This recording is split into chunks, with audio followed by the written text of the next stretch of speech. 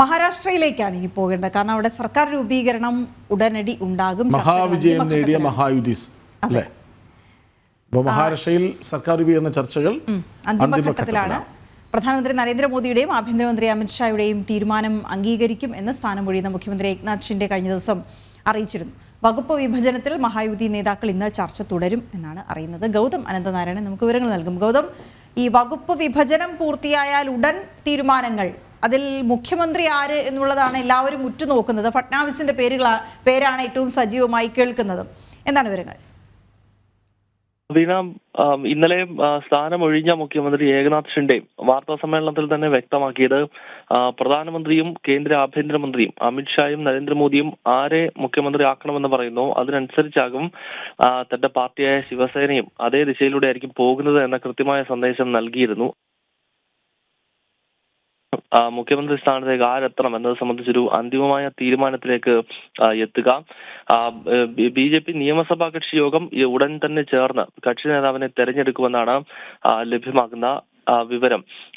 നേരത്തെ സൂചിപ്പിച്ചതുപോലെ ദേവേന്ദ്ര ഫട്നാവിസ് തന്നെ മുഖ്യമന്ത്രി പദത്തിലേക്ക് എത്താനുള്ള സാധ്യതയാണ് കൂടുതലായുള്ളത്. കാരണം ഈ നിയമസഭാ തെരഞ്ഞെടുപ്പിൽ BJPയെ നയിച്ചത് ഫട്നാവിസ് ആയിരുന്നു.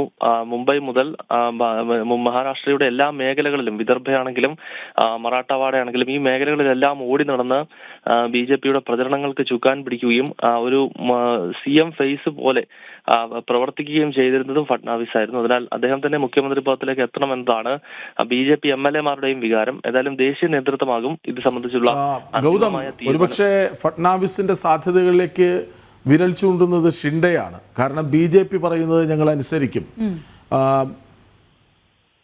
അതാണ് തീരുമാനമെങ്കിൽ അംഗീകരിക്കും എന്ന് ഷിൻഡെ കഴിഞ്ഞ ദിവസം തന്നെ വ്യക്തമാക്കിയിരുന്നല്ലോ.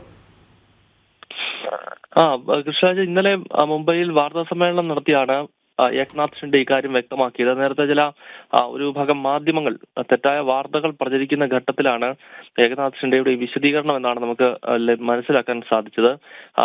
ചില മാധ്യമങ്ങളൊക്കെ സൂചിപ്പിച്ചത് ഏകനാഥ് ഷിൻഡെ മുഖ്യമന്ത്രിയാകാൻ വേണ്ടി ശ്രമിക്കുന്നു, ഒരു ഭിന്നത ശിവസേനയ്ക്കും BJPക്കും ഇടയിൽ ഉണ്ട് എന്ന് സംബന്ധിച്ചായിരുന്നു. എന്നാൽ ഇന്നലെ ഉച്ചതിരിഞ്ഞ് മാധ്യമങ്ങളെ കാണുന്ന ഘട്ടത്തിൽ ഒരു തരത്തിലുള്ള ഭിന്നതയില്ലെന്ന് മാത്രമല്ല, പ്രധാനമന്ത്രി നരേന്ദ്രമോദിയും കേന്ദ്ര ആഭ്യന്തരമന്ത്രി അമിത്ഷായും ഇരുവരും നമുക്ക് അറിയാവുന്നതുപോലെ BJPയുടെ നേതാക്കളാണ്. അവർ പറയുന്നത് എന്താണോ അതനുസരിക്കാൻ ഞങ്ങൾ ഉറപ്പായും ഒരുക്കമാണ് എന്ന കൃത്യമായ സന്ദേശം ഏകനാഥ് ഷിൻഡെ നൽകി കഴിഞ്ഞിരിക്കുന്നു. അതിനാൽ ഭിന്നതയുടെ ഒരു തരത്തിലുമുള്ള സ്വരവുമില്ല. മറിച്ച് ഈ മന്ത്രിസഭാ രൂപീകരണം സംബന്ധിച്ച് ഏതൊക്കെ വകുപ്പുകൾ ആർക്കൊക്കെ കൊടുക്കണം തുടങ്ങിയ വിഷയങ്ങളാണ് ഇപ്പോൾ ചർച്ച ചെയ്തുകൊണ്ടിരിക്കുന്നത്.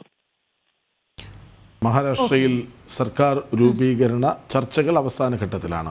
ദേവേന്ദ്ര ഫട്നാവിസിന് തന്നെയാണ് സാധ്യത. കാരണം കൂടുതൽ സീറ്റുകളിലും വിജയിച്ചത്, അതായത് മത്സരിച്ച് 141, 128 സീറ്റുകളിലാണെന്ന് ആണ് ഓർമ്മ. BJP ഒറ്റയ്ക്ക് ജയിക്കുകയാണ്. അപ്പോൾ സ്വാഭാവികമായും ഏറ്റവും വലിയ ഒറ്റ കക്ഷിക്ക് അത്രമേൽ പ്രാധാന്യം ആ സർക്കാരിനുള്ളിൽ ഉണ്ടാകും. അതേസമയം ഷിൻഡെയെയും അജിത് പവാറിനെയും ചേർത്തു പിടിക്കുന്ന തീരുമാനവും നമ്മൾ പ്രതീക്ഷിക്കണം. കാരണം അങ്ങനെയൊരു കൂട്ടായ്മയാണ് വിജയത്തിലേക്ക് എത്തിയത് എന്ന കാരണത്താൽ, പരസ്പര ബഹുമാനത്തോടെ ഒരുമിച്ച് നിൽക്കുന്നവരാണ് എന്ന കാരണത്താൽ അത് നമ്മൾ പ്രതീക്ഷിക്കുകയും വേണം. അതുകൊണ്ടായിരിക്കും വകുപ്പ് വിഭജനത്തിൽ അധിക സമയമെടുക്കുന്നത്. കാരണം എല്ലാവർക്കും ആ പ്രാതിനിധ്യം, മതിയായ പ്രാതിനിധ്യം നൽകണമല്ലോ. വിവരങ്ങൾ നൽകുകയായിരുന്നു ഗൗതം അനന്തനാരായണൻ.